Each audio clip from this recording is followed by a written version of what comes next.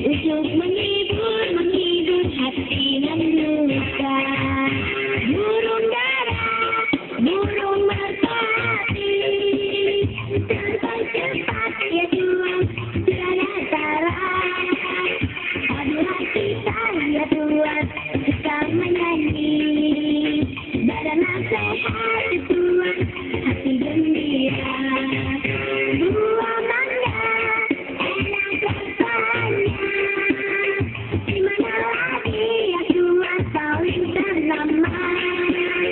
Siapa saja ya Tuhan rajin bekerja, pasti menjadi warga berguna.